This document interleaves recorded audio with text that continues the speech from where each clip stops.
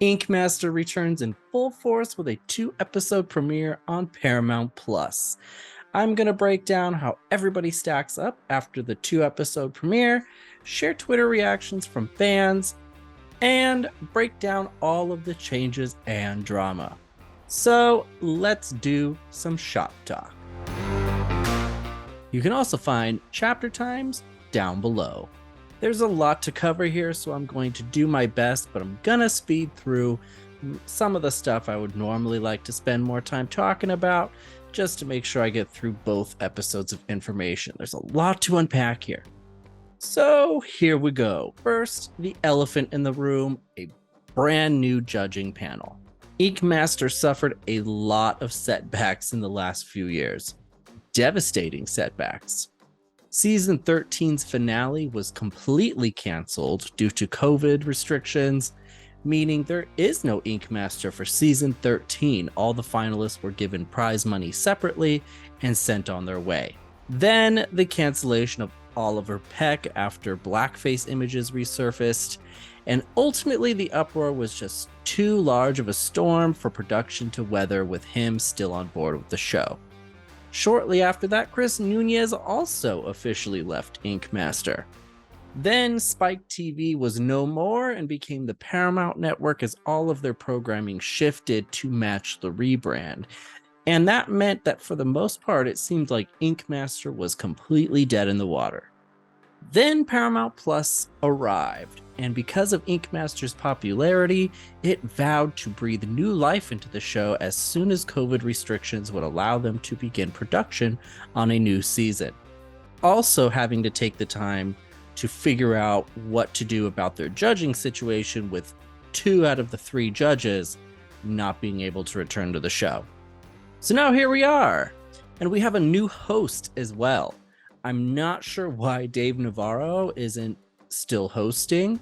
I know he has other gigs and other projects going on, so maybe it's a scheduling thing. I'm not sure. I couldn't really find out any information as to why he's not the main host anymore. Maybe they just wanted to completely, rebrand the judging panel a little bit.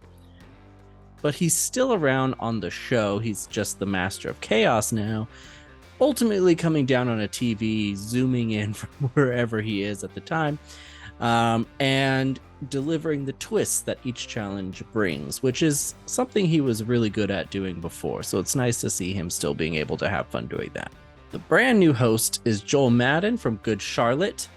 And it looks like in the first episode, it takes him a while to get his footing as the host, but I think overall he's doing okay. And now, instead of replacing 2 judges, we get 3 completely new ones, including Ryan Ashley, who not only won Season 8, but was the first female Ink Master ever crowned. I love her, and I think female representation and representation of other kinds of groups in this kind of community and on this show are definitely really important. So I'm really glad to see her there. We also get Ami James, who co-owns Love-Hate Tattoos with Chris Nunez, and he literally is the new Chris Nunez on this show. And he's also from Miami Ink as well. And then we have Nico Hurtado, who has been a guest judge in the past, but he owns Black Anchor, and one of their locations is just in my backyard of Hesperia. He's there a lot, and so I'm familiar with his work and with him, and I'm super excited to see him on this panel. Though I think he's being a little harsher than I expected him to be on this show, but I guess that's just part of the brand of the judging panel. But I'm really happy to see this entire lineup of judges. The contestants are made up of all-stars from previous seasons, and I don't know why they chose to do that.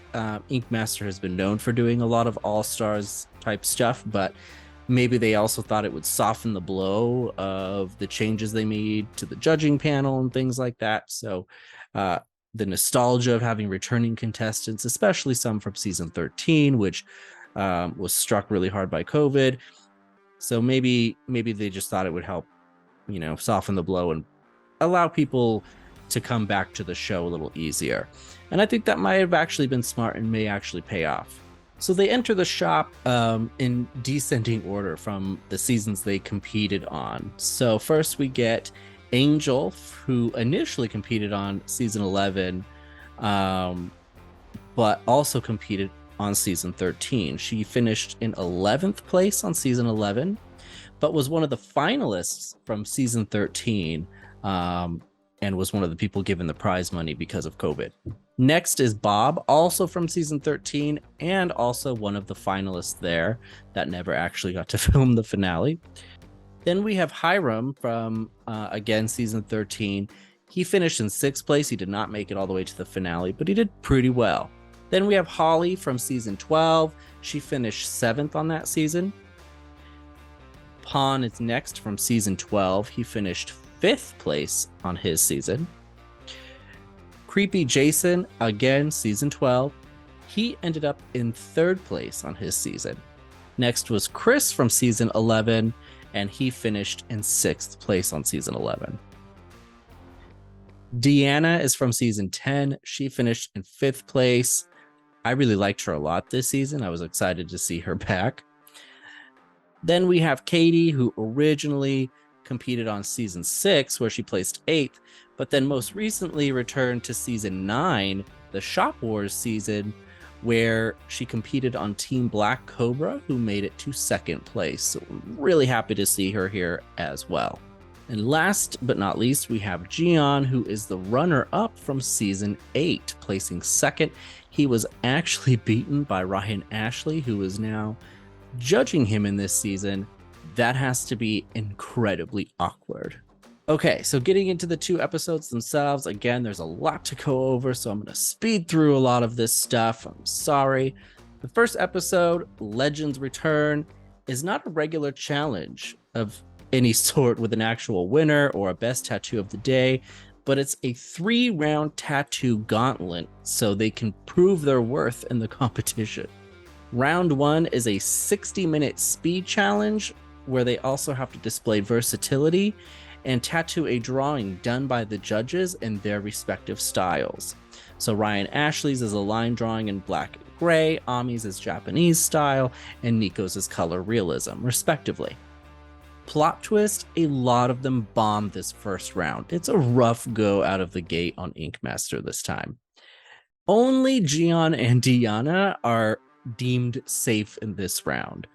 So while there's no winner this episode, I think it's definitely safe to say they are the top 2 this episode.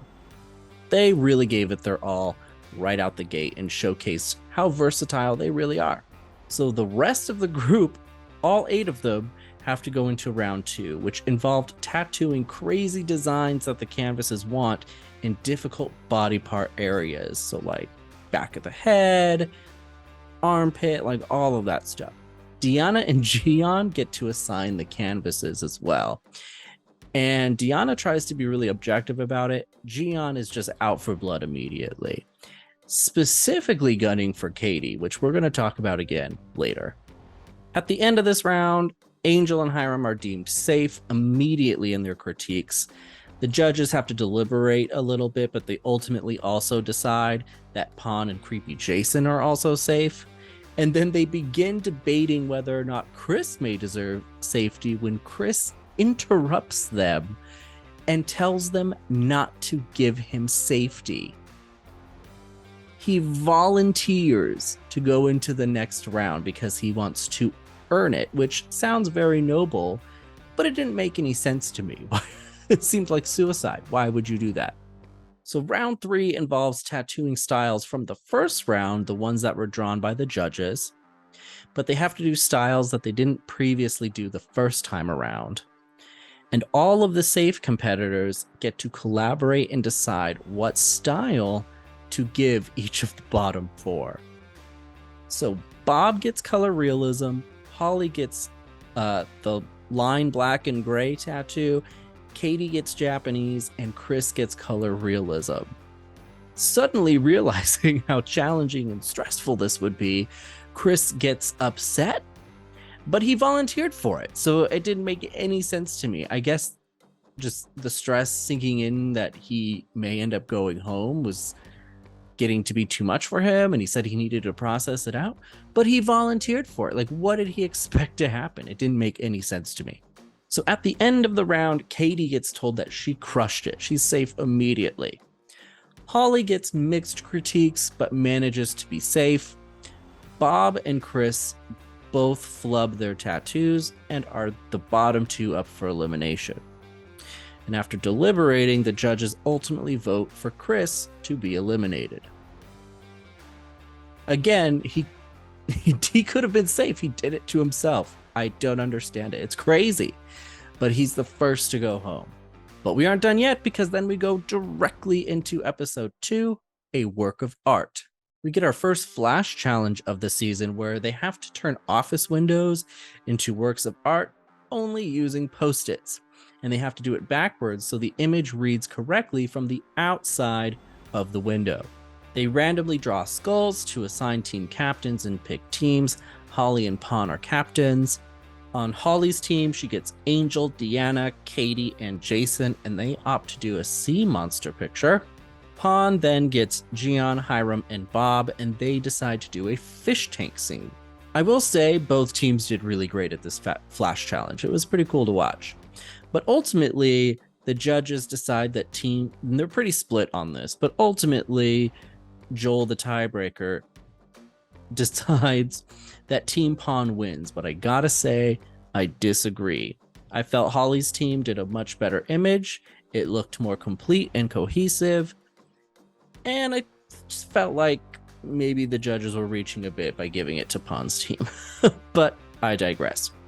Team Pawn wins, and so they get to assign canvases in the next challenge. So directly afterward, alliances begin to form, which is big on this show because strategy is a big part of it. Gian especially is worried about this. He wants an alliance, and he's gonna make one. He immediately pulls Pawn, then he recruits Bob, and then Bob recruits his old season 13 alliance of Hiram and Angel. And Gian wants at least 5 people in his alliance, and he makes it seem very noble so he can compete with the best of the best. They can look out for each other than just compete against each other. But really, it's just his insurance policy. He really just wants the majority of the contestants on his side so he can maintain control. And it's crazy to me that people are just falling for it. Deanna, Holly, and Katie also form an alliance, and they briefly consider, it seemed, to bring in Jason, but for some reason they don't. It seemed they worked really well with him during the Flash Challenge. I definitely think they're going to end up needing him after how things went the rest of this episode, which brings us to the main challenge. The main challenge is the Fine Art Challenge, and Dave, as the Master of Chaos, informs them that they have to tattoo whatever the canvases want, but in the specific fine art styles. Gion's alliance, they get to assign canvases because his alliance won the Flash Challenge. And they aim to screw everybody over immediately. Gian is out for blood, and again, specifically targets Katie. Katie not only notices, but notices that they don't seem to be messing with Angel, and she immediately realizes that Angel is part of their alliance. Katie's not stupid, and I really respect that about her. Which leads then Katie and Gian to have it out a little bit in the back. And it's not as dramatic as the trailer and the promos made it seem like it was gonna be, but Gian definitely directly tells her that he's gunning for her. And Katie seems to be taking it well, and I think tries to make it seem like she's just joking or playing it up for the show a little bit. But you can tell that just under the surface, when she's confronting him and telling him to fight her, there's a level of her being really actually stressed out and actually upset. It shows. And Gian is really taking some big risks, and his insurance policy is this alliance he has, so we'll see if that pays off. But since he's slashing and burning right out the gate so much, everybody else is going to be gunning for him the second they can, and the minute they feel threatened by him. I think his alliance also will do the same thing to him if they feel it benefits him. I wouldn't trust anybody in that alliance. I think it's going to fall apart, but we'll see how things go. So as for the fine art tattoos, I wish I could cover them all individually. There just isn't time this time around, but normally I would go over each tattoo. But Gian and Bob get really great critiques and are the top two for the challenge. They did really well. Gian ultimately wins Tattoo of the Day, becoming the first real challenge winner of the season. For the most part, interestingly enough, everyone else got an interesting mix of good and bad critiques, except maybe Katie, for example.